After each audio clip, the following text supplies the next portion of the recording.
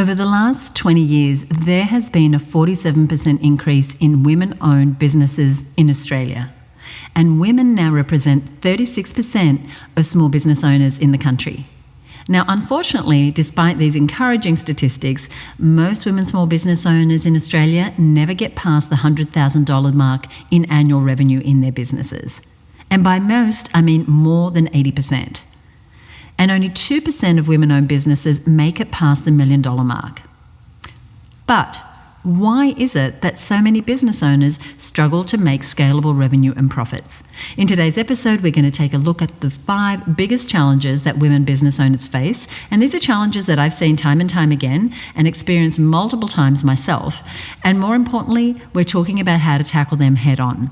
And a heads up, this episode might make you a little angry. I know these statistics make me kind of furious, but there's also something about these statistics that light a fire under me to keep providing support for women business owners to get the success that we deserve. Ready? Let's get into it.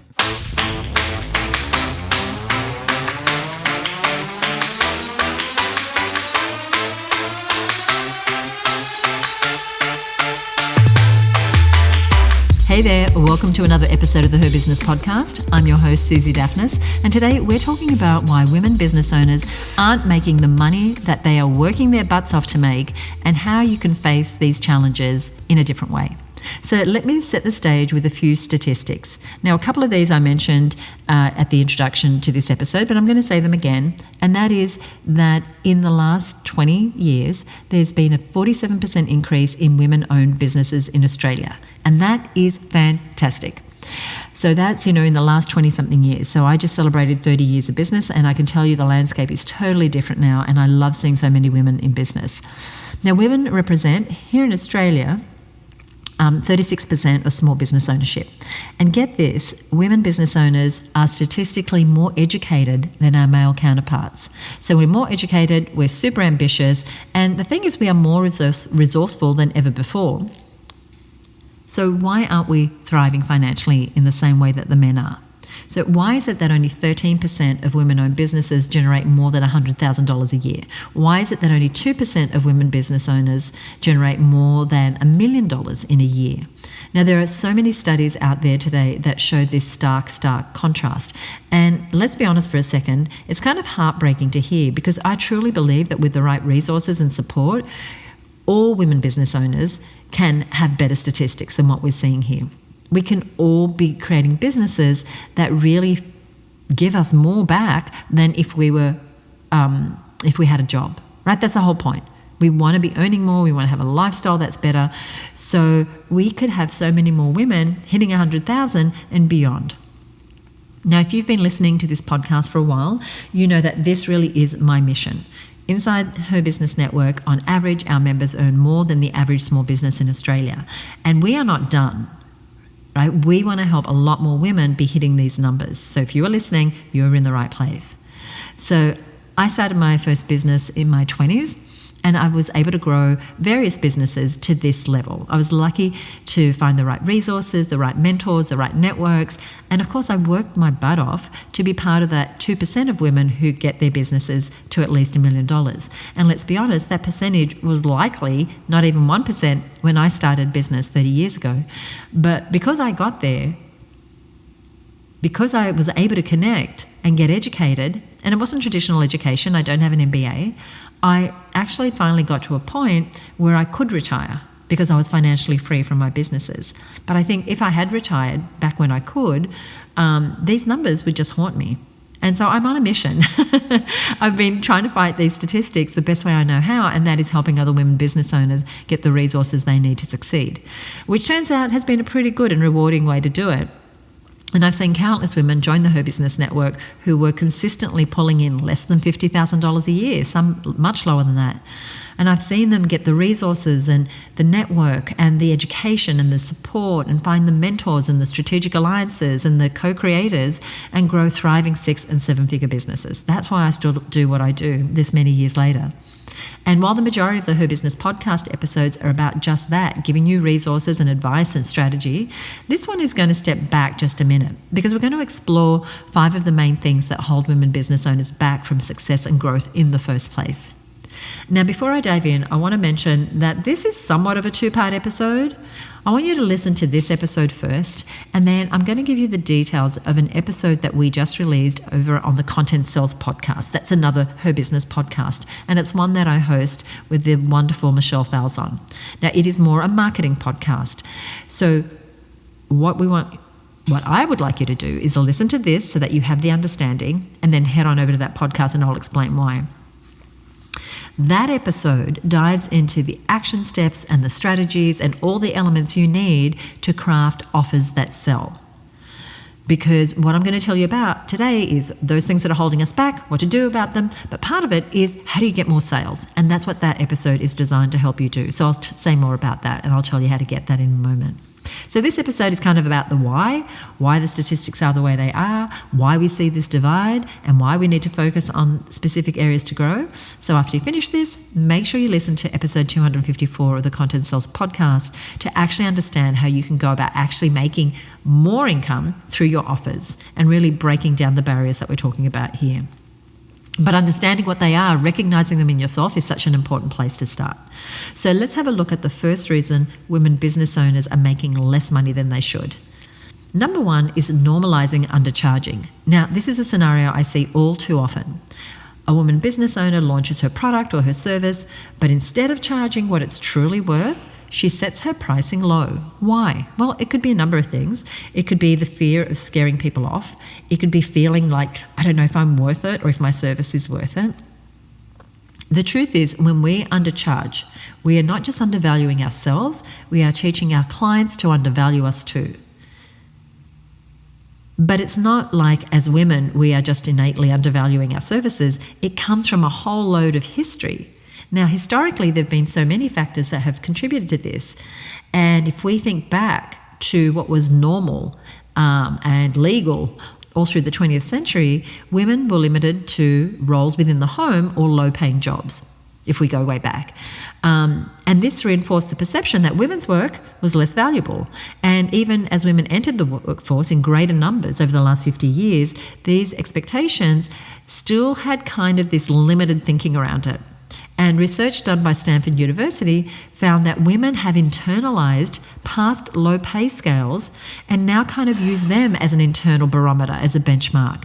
And we're comparing our salaries and pay to that of other women rather than men in similar positions or similar businesses. Interesting, right? So this idea that we undervalue our services is absolutely rooted in a systemic problem that women have dealt with for centuries. Now, our products and services are not less valuable, but the expectation to undervalue them is kind of built in. And so it's a mindset that we really need to shake. And I find that many women business owners feel like they're walking a tightrope with pricing.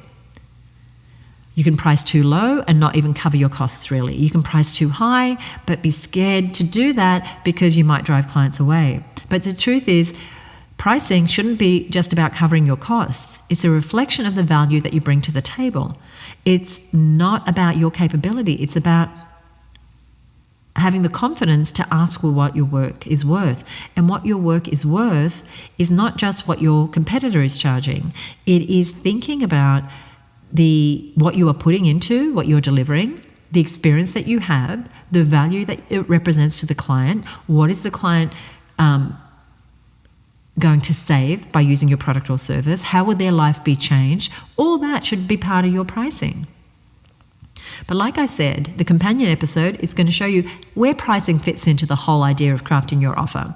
Now, I want you to not be afraid to scare off a few potential clients who don't have the budget for what you do. They're likely not your ideal client anyway, and what I have found is often the people who are penny pinching are not my ideal clients, and they're not going to stick with me in the long term. So I encourage you to stand up for the quality of your work because you know it's good, and to price yourself accordingly.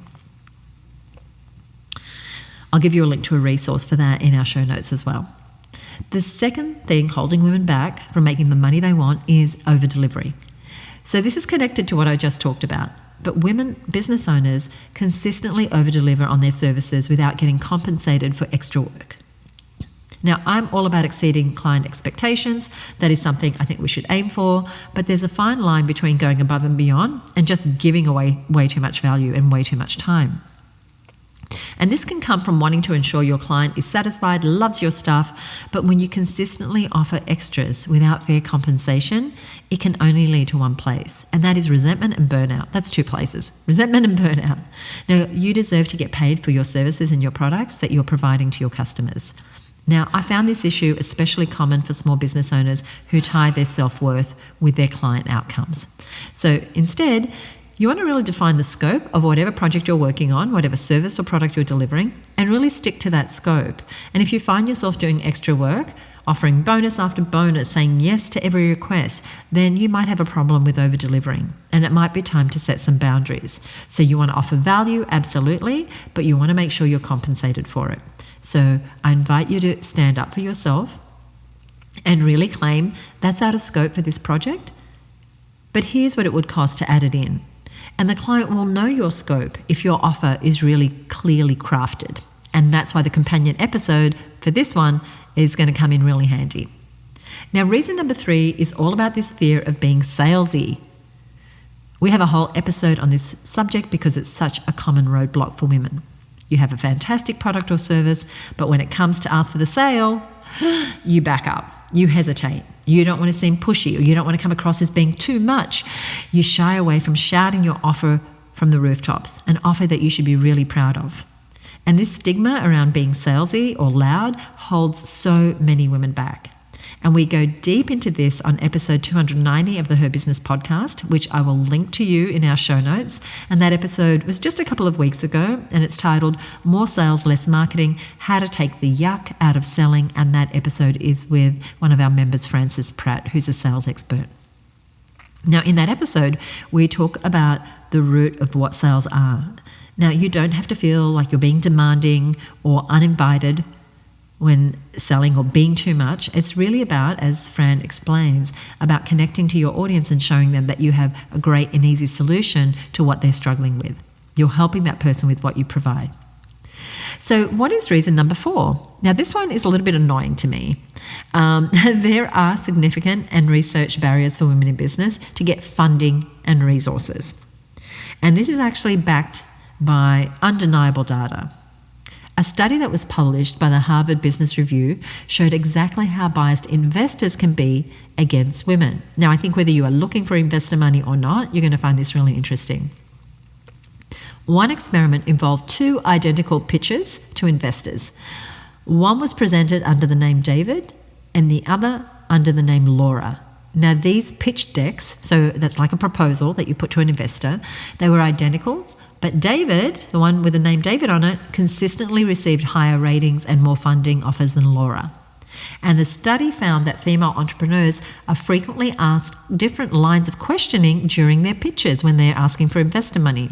Now, investors tend to ask male founders questions on how they plan to scale, while asking female founders more prevention-focused questions about how would they handle and mitigate risks and losses. So clearly, and this is the frustrating part, there's some disparity when it comes to getting funding for your business. Now, while the example I'm giving you is for people who are going to investors for money, the same thinking could apply when you are putting forward a proposal for a tender. The same thinking could apply when you are going for a government grant.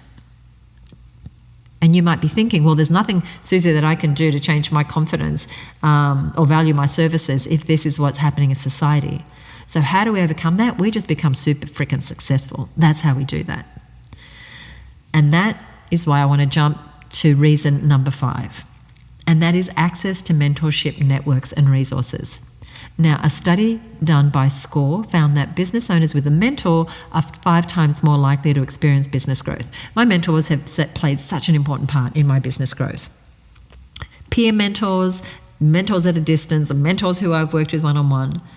And it's so important for women business owners to seek out places where they can access educational resources, get advice from other business owners who are in the same spot as them, get quality mentoring from people who have grown businesses before, and building a network with other people in their industry and also other people in their same situation. So my network includes a lot of female business owners and some men as well. And we are all business owners. And in my case, a lot of my business network are women who are they have membership style businesses. And I'm in a marketing mastermind as well. So really finding people around you who are doing what you want to do. Now, the Her Business Network exists and has existed for almost 30 years because we offer all these wonderful things, right? You can access mentors, you can get advice from other business owners, you can find strategic alliances, you can get quality peer-to-peer mentoring, you can access me and my support. Now, if you are listening and you are not one of our fantastic members, then I'm sure you're still fantastic. And I'm going to encourage you to get on the wait list for the network. You can just head over to herbusinessnetwork.com now and request an invitation. There's no cost to do that. And if you just want to keep listening, I'm going to put the details for how to join the waitlist in our show notes page as well. So I want to talk about why creating your offer is so important to handling each of these challenges that we've mentioned here today. Now, we have a saying that your offer is not just your product or service. It's how you position it. It's how you price it, what you include in it, how you package it, how you sell it. Because people do not buy your product or service. The saying we have is they buy your offer. So if you learn to get your offer just right, and that is how you price and name and package your products and services, you're going to see less and less pushback when it comes to your pricing. You'll see that you'll stop over-delivering because the scope of your offer is clear from the get-go. And you won't have to deal with being salesy anymore because your offer will stand for itself. This is when I'm going to point you over to the second half of this topic, which I cover with my Content Sales co-host, Michelle Thousand, over on the Content Sales podcast. We've talked about the barriers, the historical roots, and all the roadblocks that women face in business. But now, how do we get past those? And as I said, part of that is just becoming wildly successful. And being able to sell our products and services is how we break that ceiling, that income ceiling. You'll learn the exact strategies on crafting an offer that sells over on episode 254 of Content Sales. You'll also get a great worksheet that you can complete and access to a training that we are doing all around crafting offers that sell. And so you'll be armed with all the resources you need to break past that 100K ceiling and beyond. And maybe you're stuck at 500,000 or $1 million. It's going to be really helpful for you. So you will find those details over at herbusiness.com/293. So herbusiness.com/293. You'll see a summary of this episode. You'll see a link to the podcast I've just spoken about. You'll see resources to anything I've mentioned here. And I know that those statistics, they really do worry me that only 2% of business owners reach 7 figures, but most of us don't want a 7-figure business. We want a healthy 6-figure business. But again, when I look at that, it's only 13% of business owners, it frustrates the heck out of me. And that's why we are doing what we are doing. And this is the year of the offer. We've declared it inside of Her Business as the year of making offers that convert. So if you want to be part of that, then get onto the Her Business Network waitlist at herbusinessnetwork.com. Now, I want to mention an episode we did a couple of weeks ago because I think it's a really good one for you to listen to. If you run Facebook ads at all or you're thinking about it, then we did an episode with Tina Hay of Puzzle Media about a strategy that you can put in place for 2025. And while we are sort of getting into the year now, you want to check that out, right? Because it's still early enough in the year for you to put a great strategy together. And I know Tina loved recording this. She loves sharing her expertise. And one of our other members and previous guests, Erica McInerney, said that it sounded super helpful and thanked us for doing that episode. So once again, where to go now? Go ahead and head on over to herbusiness.com/293. You're going to find a summary of what we've covered today and links to other resources. So you want to join us in the next episode for more inspiring stories and lessons from female entrepreneurs. If you're new to the show, excuse me, be sure to hit subscribe or follow to catch that episode. And join me next time right here on the Her Business podcast. Bye for now.